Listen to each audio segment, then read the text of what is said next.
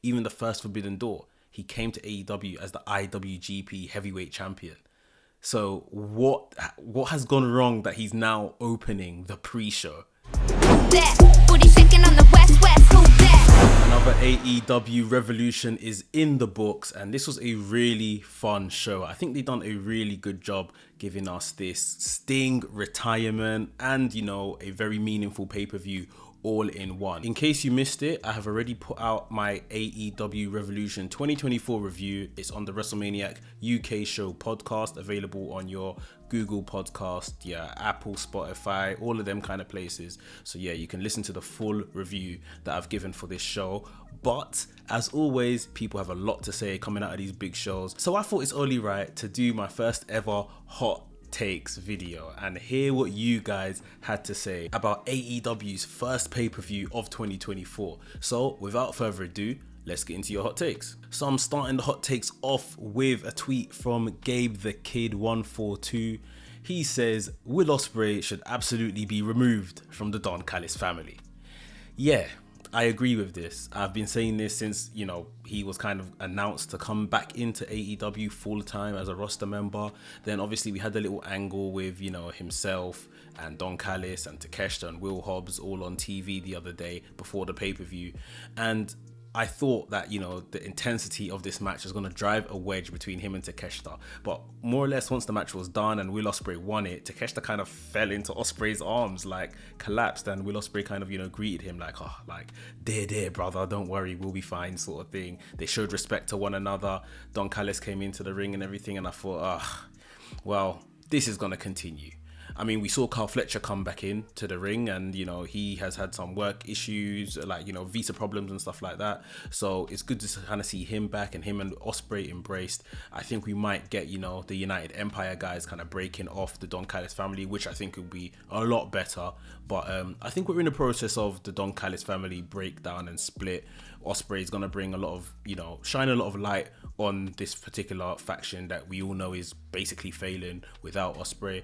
So I hope we get something substantial out of it. But, on a side note, Takeshita needs to go to the moon. Another one here from Gabe The Kid. He says Darby Allen shouldn't have to vacate a championship he technically didn't lose.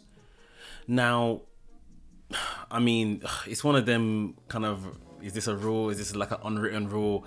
I hear what Gabe is saying, but at the same time, it's like, his tag team partner's gone, he's retiring. So what are you going to do? Go and get another tag team partner? It feels a bit cheap. And furthermore, for those that don't know, Darby Allen is going to climb Mount Everest.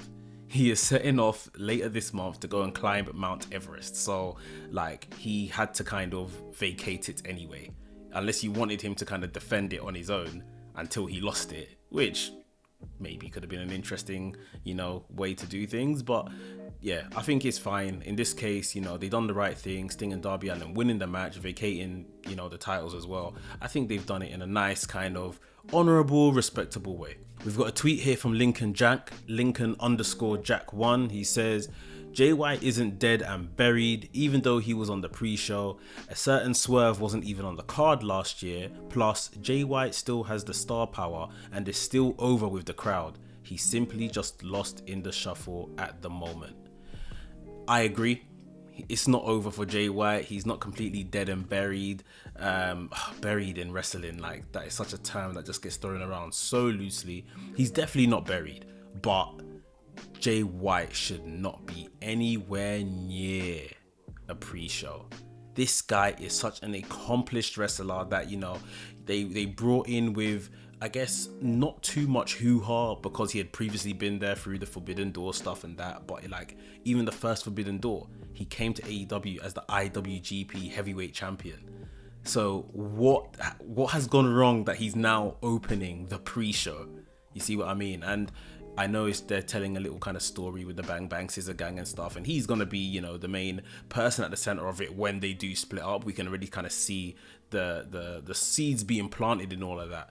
But Jay White is too good to be anywhere near a pre-show. That is 200%. So they need to do something about this and just hasten this little thing that's happening. Get him in the mix. TNT title, international title, even Continental Crown. These are places that if he can't go for the top title, this is at least where he should be. He shouldn't be any below than this. He definitely shouldn't be on a pre-show. I thought we were done with Jay White, but the Jay White woes continue. Ben Moxman at BMox81. He says we need to discuss Jay White's booking during and post World's End. Absolutely shocking. Yeah, I mean, obviously I've just spoken a bit on Jay White, but yeah, it's since World's End, where he didn't reach the final of that Continental Crown tournament, the Continental Classic tournament. He then had that, I guess, all-star tag match of everyone that was involved in the tournament at World's End. And then, yeah, since then, he's been doing Bang Bang Scissor Gang. So, yeah, man, it's not looking good. I hear everyone's frustrations. I am as frustrated. Like, I watched from the pre-show, and the minute, the music hit for the first match, and it was, Bang Bang Scissor Gang, and I just kind of thought, oh, yeah, cool, these guys are here.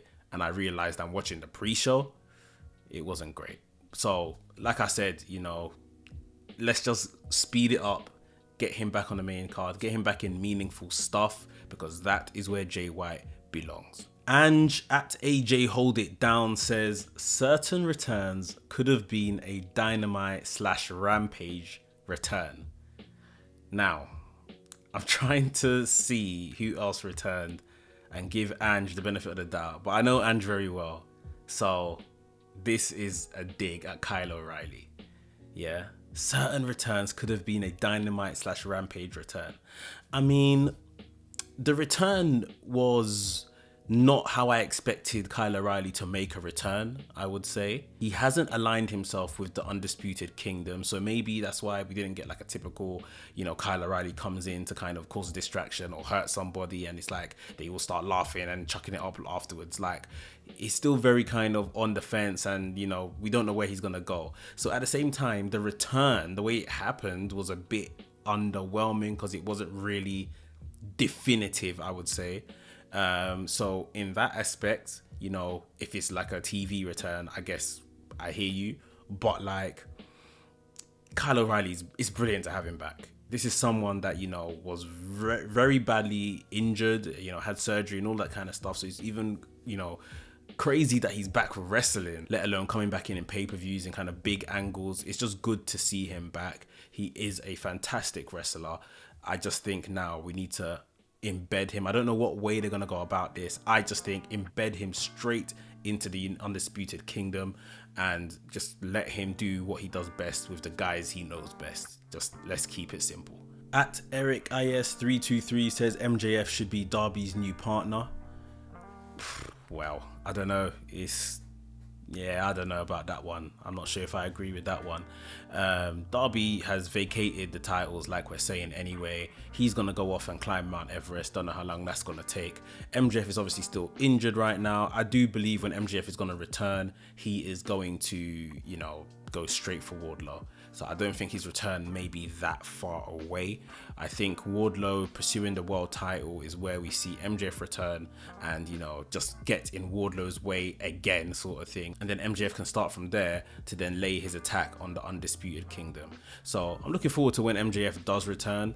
I just don't see him returning in a tag team capacity to tag with Darby Allen, who won't be there. Abba John says, my hot take. Darby should be AEW World Champion by the end of 2024.